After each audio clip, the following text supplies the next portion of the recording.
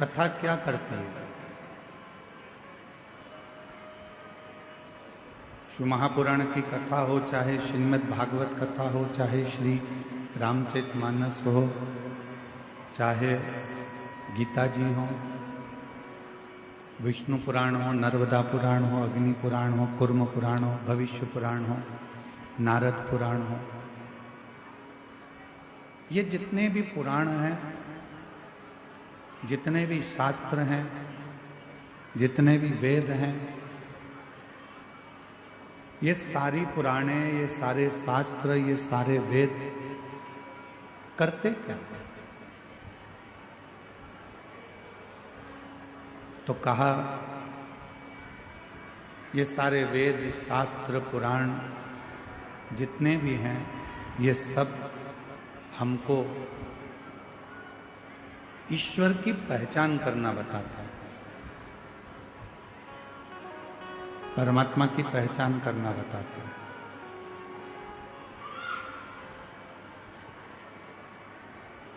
कि ईश्वर का स्वरूप क्या है।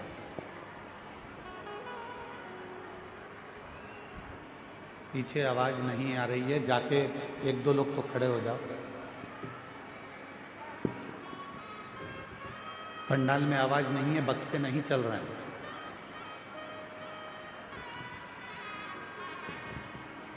शिव पुराण, वेद, शास्त्र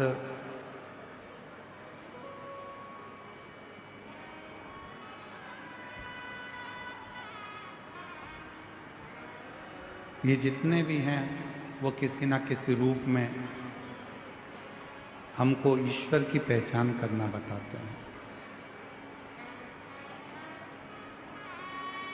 कि ईश्वर का स्वरूप क्या है। और हम ईश्वर को जाने कैसे, हम उस परमात्मा को पहचाने कैसे।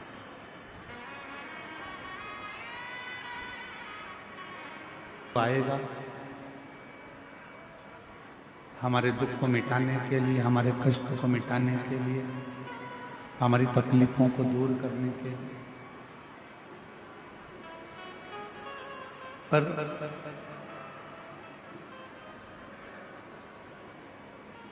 यदि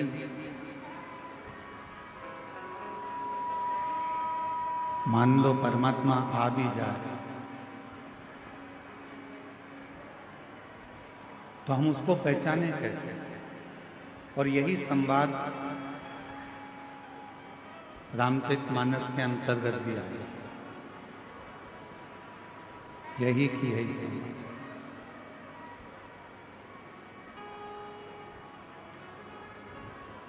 मातंग बाबा से शबरी अम्बा ने, माँ शबरी जी ने मातंग बाबा से ये प्रश्न किया। माँ शबरी अम्बा मातंग ऋषि जी से प्रश्न करती हैं कि आप कहते हो कि एक दिन राम आपकी कुटिया तक आएंगे, आपके दरवाजे तक आएंगे,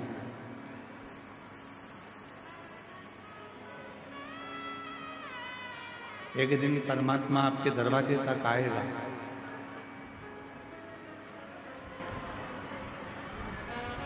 तब आप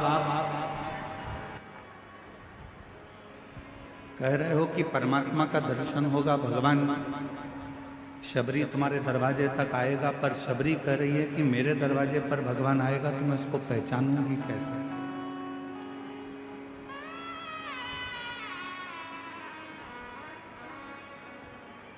जब भगवान हमारे दरवाजे पर आएगा तो मैं उसको जानूंगी कैसे?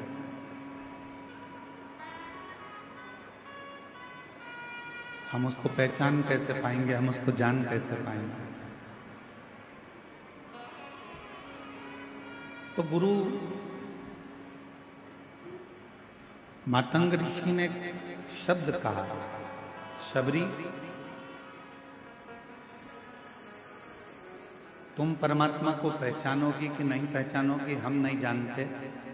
हम तो इतना जरूर जानते हैं कि तुम रोज यदि उस परमात्मा को याद करोगी और परमात्मा जब तुम्हारे नजदीक में आएंगे तो तुम परमात्मा को पहचानोगी कि नहीं पहचानोगी हम नहीं जानते, पर यह जरूर है कि परमात्मा तुमको जरूर पहचान जाएगा।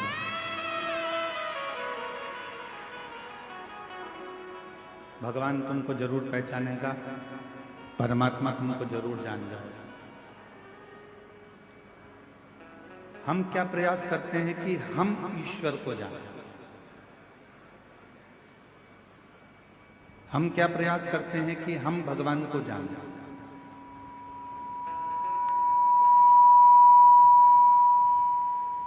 हम प्रयास करते हैं कि हम ईश्वर को पहचानने का प्रयास करें, हम ईश्वर को जानने का प्रयास करें, हम भगवान को जानने का प्रयास करें, हम शिव को जानने का प्रयास करें। पर शिव महापुराण की कथा कहती है कि आप भगवान का इतना भजन करो, आप भगवान की इतनी भक्ति करो, आप परमात्मा का इतना मंत्र जाप करो, आप परमात्मा का इतना मंत्र स्मरण करो, आप भगवान का इतना नाम जाप करो, इतना स्मरण करो कि आप भले ईश्वर को ना जान पाए, पर ईश्वर आपको पहचान जाए कि ये मेरा भक्त है जो दिन रात मुझे पुकारता रहता है।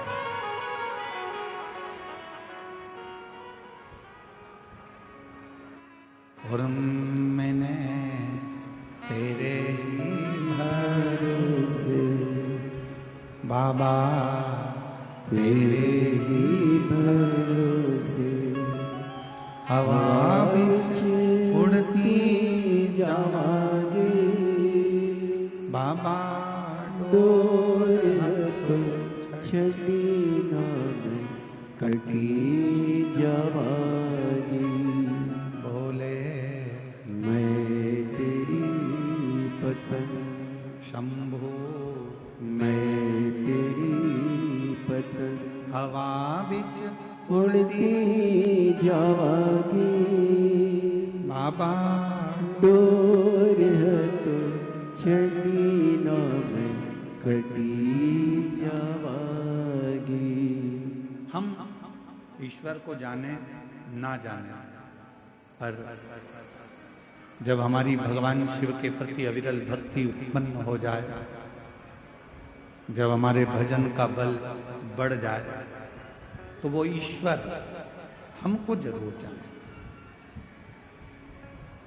एक बड़ी सुंदर कथा आती है। यदि आप लोग द्वारका गए हो, द्वारकाधीश का यदि आपने सौराष्ट्र में जाकर दर्शन किया है, गुजरात में जाकर जब यदि आपने द्वारकाधीश का दर्शन किया है, तो वहां एक गोवत्स तीर्थ है।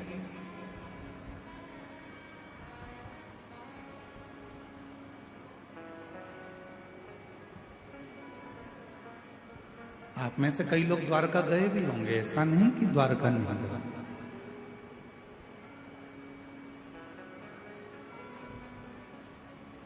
यदि आप लोगों में से कोई द्वारका गया होगा तो वो गोवत्स तीर्थ भी जरूर गया होगा। एक द्वारका के नजदीक में गोवत्स तीर्थ है।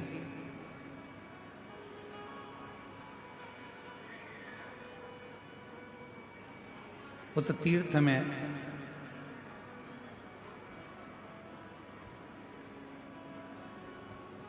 पूर्व में एक बलाहक नाम के राजा हुए, और बलाहक नाम के जो राजा थे, शत्रुओं का नाश करना, दुष्टों को पछाड़ देना और अपने नगर में सब अच्छे कर्म करते रहना, सत्कर्म करते रहना।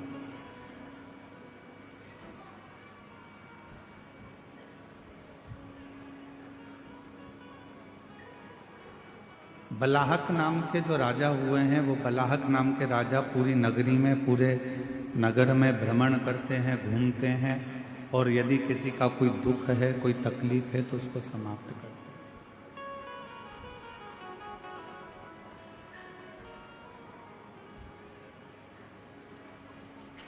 नित्य प्रति उनका एक कार्य है शिवालय जाना, शंकर जी के मंदिर में आराधना करना, साधना करना, भजन करना, कीर्तन करना, शिव मंदिर में जल की व्यवस्था करना।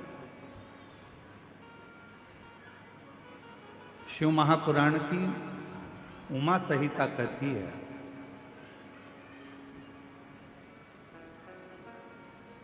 कि शंकर भगवान के मंदिर में अगर कोई जल की व्यवस्था भी कर देता है तो उस जीव को कभी किसी नरक में भटकना नहीं पड़ता, वो जीव का उद्धार स्वतः ही हो जाता है।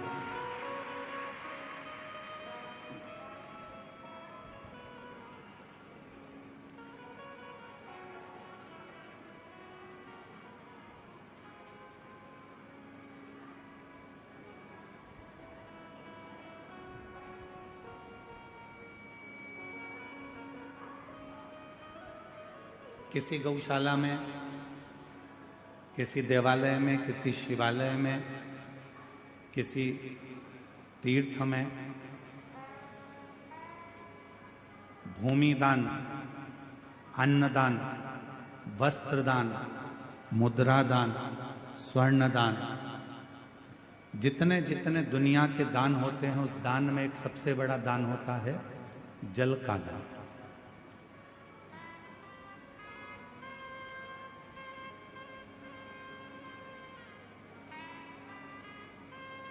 कल हम यहाँ से जा रहे थे तब हम देख रहे थे कि इस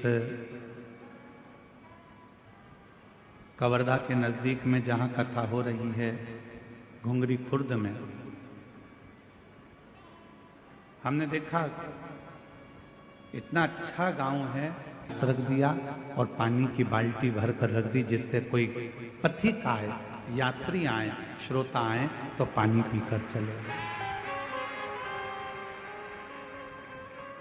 मैं इस घुंगरी खुर्द गांव के कवर्धा कबीर धाम के इस पवित्र क्षेत्र को नमन करता हूं और यहाँ के लोगों को भी चरणों को प्रणाम करता हूं जिन्होंने इतनी व्यवस्था बाहर से आने वाले भक्तों के लिए की। धन्य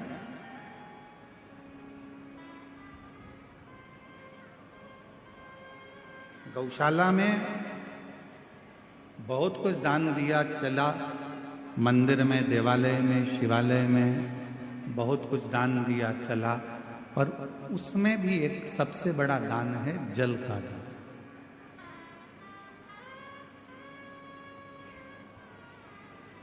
क्यों साहब, ये गौशाला है, इस गौशाला में जल की व्यवस्था है कि नहीं है, पानी की व्यवस्था है कि नहीं है, इसमें पानी है कि नहीं।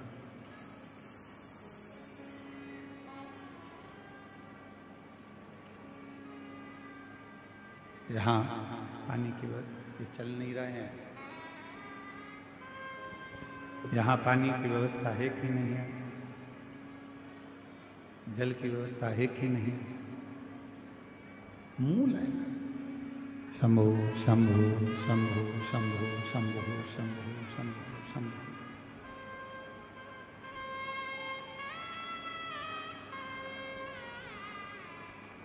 राजा बलाहक बड़े धर्मात्मा थे, पुण्यात्मा थे, और जब बलाहक राजा बड़े पुण्यात्मा है, धर्मात्मा है, सत्कर्मी है, भजनावली है, कीर्तनी है, पूरे नगर में भ्रमण कर कर देखते हैं कि कोई दुखी तो नहीं, किसी को कोई तकलीफ तो नहीं है। बाहर की आवाज अंदर आ रही है पर अंदर की आवाज अंदर नहीं आ रही है। कोई तकलीफ तो नहीं है, कोई कष्ट तो नहीं है। बलाहक राजा सब दूर भ्रमण कर रहे हैं, हर जगह पर जा रहे हैं, प्रत्येक जगह पर जाकर वो व्यवस्था को देखते।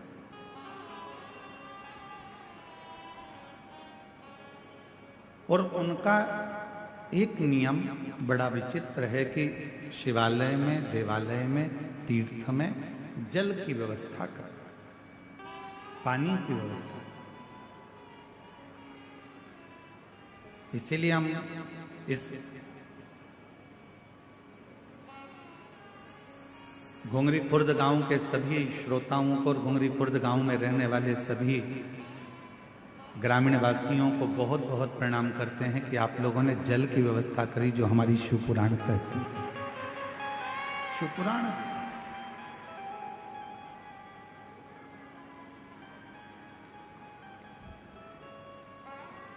शिवालय में जल है नहीं है, तीर्थ में जल है नहीं है, वो जाकर राजा बलाहक देखते हैं। अब उन्होंने देखा कि यहाँ तो कोई जल है नहीं। किसी द्वारपाल से कहा कि इस शिवालय में जल नहीं है, तुम जाओ और जल लेकर आओ और वो जल इस शिवालय में तुम रखो। बलाहक राजा के शब्द सुनकर द्वारपाल गया तो शरीर पर जल ढूंढता रहा एक वन क्षेत्र में, पर जल नहीं।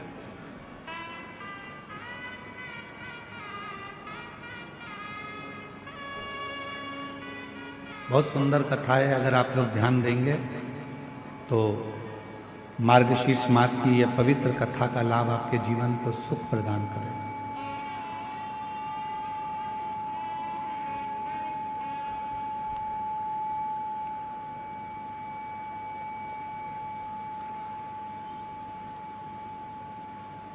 और बलाहक राजा ने जिस सैनिक को भेजा वो सैनिक सब दूर भ्रमण कर कर आया, पर उसको जल नहीं मिला, जल प्राप्त नहीं। बलाहक राजा इंतजार कर रहे हैं कि पानी लेकर आता होगा, जल लेकर आता होगा, और वो जल में शिवालय में शंकर भगवान के इस पवित्र प्रांगण में वो जल रख। सैनिक आया, बलाहक राजा ने पूछा क्यों? तुम्हें जल लेने के लिए भेजा था, तुम जल लेकर नहीं आए? महाराज, पूरे जंगल में मैं घूम कर आया हूं, पूरा जंगल में देख कर आया हूं, पर कहीं पर भी मुझे जल प्राप्त नहीं हुआ।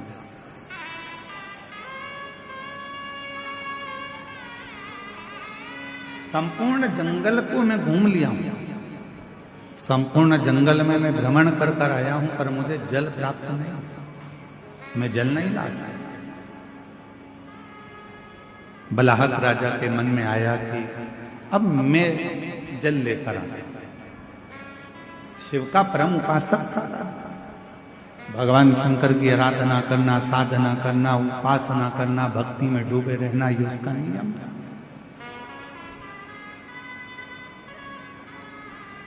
गया बलाहक राजा, पूरे वन में, पूरे जंगल में जब बलाहक राजा भ्रमण कर लिया, घूम लिया, पर उसे जल नहीं मिला। आखिरी में उसकी आंखों में जल भर गए।